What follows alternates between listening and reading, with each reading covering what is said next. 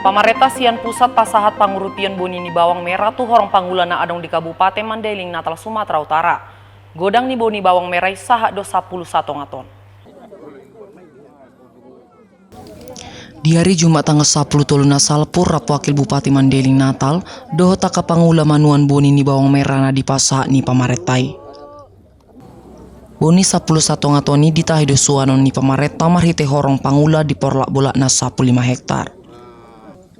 Di hari nanangro di Tagam Doboi Kabupaten Mandailing Natal gabe sisuan bawang merah jala boy gabe dalam ni pacarian di akapangula.